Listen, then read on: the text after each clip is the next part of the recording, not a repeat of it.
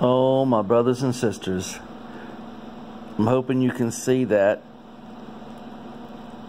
it's still bubbling. See all those little bubbles? Look at this. Just look how amazing this is. I can't even describe it, how good it smells. You see the waves coming through it?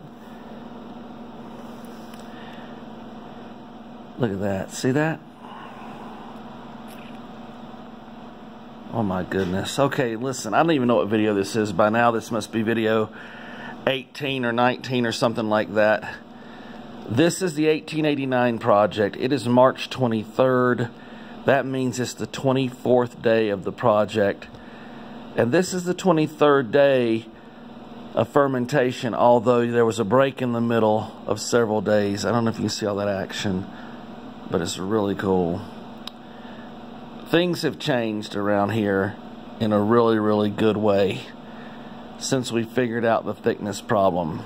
So, full disclosure, if you don't know, if you haven't seen all the videos, if you're just checking in on this one, let me explain real quick. So first of all, the reason this project's taken so long is that we've had all kinds of issues. First of all, it's a 130-year-old recipe. It is a very special project, and we have used just ancient technology and 130-year-old stuff, and the recipe was weird because the grains are different, the altitude's different, everything is different than the original in a lot of different ways. But the grain combination and the amounts made it too thick. It processed for a long time, over 2 weeks, which is double our normal processing time for fermentation. Then it stopped, but we had a feeling that it wasn't done. It had just stopped because it was too thick, that the yeast and the enzymes and everything that need to be working weren't free to move throughout the mash because of that thickness level. So what we did is split it. Of the 400 gallons of mash, we took 200 gallons, which you can see here, right? That is 4 sealed 55-gallon drums that aren't completely full, 200 gallons of mash. So 200 gallons here, right? We took this and then we added the water back. So what you ended up with was adding more water, which made it loose and reactivated everything. So it started a second fermentation, or continued the first fermentation, I guess you would say, in a beautiful way. So it started, not only immediately jump-started again, but now it's been going for 3 more days. It's still bubbling. It's still in full action. You see it moving? All those bubbles? That's pretty intense. So what happened was, to the best of our understanding, of course, because, you know, fermentation and distilling is all insane.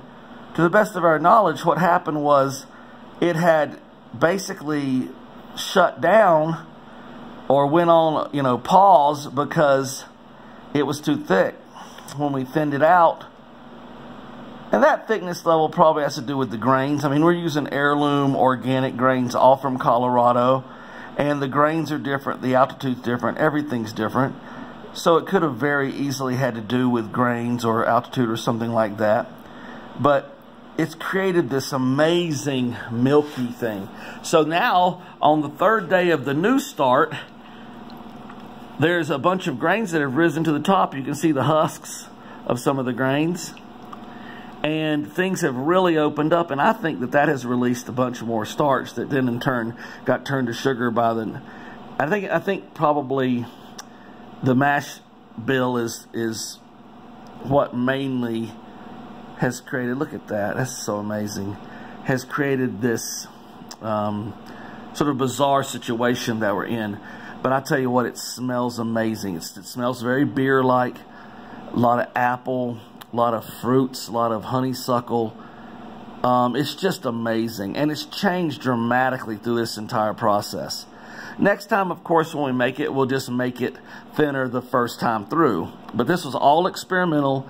You should have been, if you've been following since day one, you know 24 days we've been doing pretty vast experimentation, and there's about 20 major differences between this and what we would normally do. So I don't know when this fermentation will finish, this second round, but it is beautiful and perfect and highly active. Look at that. I'm so happy right now, I don't even know what to tell you. It's unbelievable, and the smell is amazing. This is something far different than anything we've ever done, and we're super excited. Someday soon, this will stop bubbling. It'll be done with fermentation for sure, and then we'll transfer it back there to the still and see what we can get out of this. I am really, really excited. I have no idea what will end up coming out at the end of this project, but we're on day 24, 1889 project, Black Bear Distillery. I'm Victor Matthews. Thanks for watching.